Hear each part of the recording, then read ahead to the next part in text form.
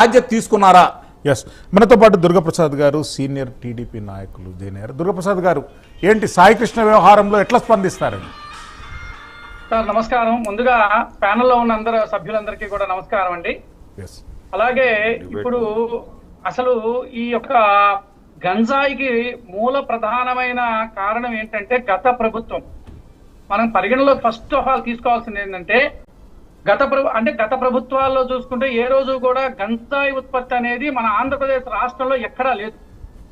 2019, 2024 మధ్య కాలంలో గంజాయికి కేంద్ర బిందువుగా మారింది ఆంధ్రప్రదేశ్ రాష్ట్రం. ఆ రోజున విచ్చలవిడిగా కుర్రకారు 18 సంవత్సరాలు కాలేజీల నుంచిలో కానీ లేదంటే కాలేజీలు కానీ స్కూళ్ళకు కానీ గంజాయి అనేది స్ప్రెడ్ అయిపోయింది, ఒక వైరస్ లాగా స్ప్రెడ్ అయిపోయింది. అప్పుడు వాళ్ళ ప్రభుత్వంలో వాళ్ళు కంట్రోల్ చేయలేక, అంటే వీళ్ళ ఉత్పత్తి పెంచిందే వీళ్ళైనప్పుడు వీళ్ళు ఎలా కంట్రోల్ చేయగలుగుతారు? ఒక నరరూప రాక్షసుల్లాగా గంజాయి తీసుకొని ఆ వెళ్లే ప్రజల్ని భయభ్రాంతులకు గురి చేసిన దాఖలాలు మనం చాలా చూసాం. ఇప్పుడు ఇందాక ఆయన చెప్పారు, ఒక ఆయన మన అమర్నాథ్ గౌడ్ని ఇట్లానే కాస్త చంపేయడం జరిగింది. ఏది మా ఇట్లా చేస్తున్నారు, గంజాయి తాగారు, చిన్న ప్రశ్న, ఒక్క నిమిషం. 24 నెలల 11 రోజులైంది కూటమి ప్రభుత్వం అధికారంలోకి వచ్చి. ఈ గంజాయి అనే దాన్ని ఏ విధంగా చేస్తున్నారు? ఈ రోజు కూడా ఎందుకు దొరుకుతుంది? అదే చెప్తున్నాను సార్, అదే చెప్తున్నా. ఇప్పుడు లా అండ్ ఆర్డర్ అనేది ఒకటి ఉన్నది మనకి. ఇప్పుడు గతంలో చూసుకుంటే విచ్చలవిడితనానికి ఇప్పుడు ప్రభుత్వం, కూటమి ప్రభుత్వం చేస్తున్న దానికి మనం చాలా వేరియేషన్ చూస్తాం. ఈ రోజున 10-10:30 అవ్వగానే ఎవరు కూడా గంజాయి తాగే బ్యాచ్ ఎవరు కూడా రోడ్ల మీద ఉండట్లా. ఎందుకు ఉండట్లేదు? పోలీసు వాళ్ళు తమ వృత్తి ధర్మాన్ని కరెక్ట్ గా ఫాలో చేస్తున్నారు. మరి గతంలో ఎందుకు 12 అయినా 1 గంట ఎందుకు చేయలేకపోయారు? పోలీస్ వ్యవస్థకి వీళ్ళు ఫ్రీడమ్ ఇవ్వలా.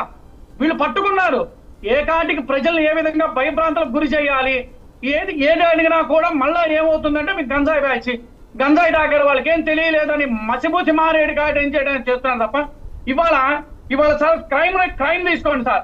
మనం అనుకుందాం గంజాయి గత ప్రభుత్వంలో గంజాయి దాని మీద ఎంత క్రైమ్ జరిగింది, కూటమి ప్రభుత్వం వచ్చిన తర్వాత క్రైమ్ ఎంత జరిగింది అనేది మీరు ఒక్కసారి మనం ఒక అంచనాకు వస్తే ఎంత శాతం వరకు తగ్గిందని అనుకోవచ్చు.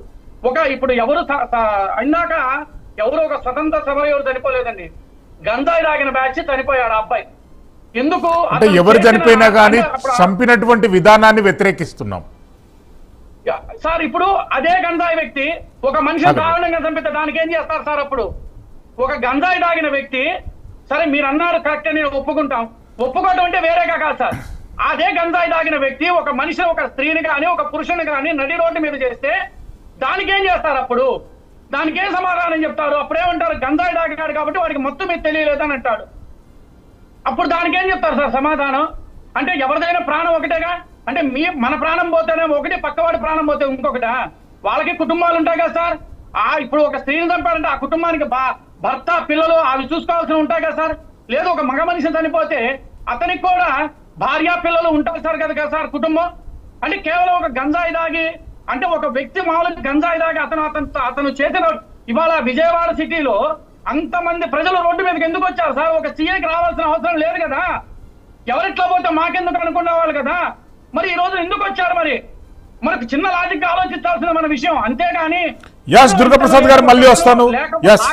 జరిగింది దుర్గాప్రసాద్ గారు మళ్ళీ వస్తాను. షేక్ మొయినుద్దీన్ సార్, ఇప్పుడు పెద్ద ఆయన అంటున్నారు గంజాయి దాగి అందరూ ఈ విధంగా చేసి హత్య చేశారని.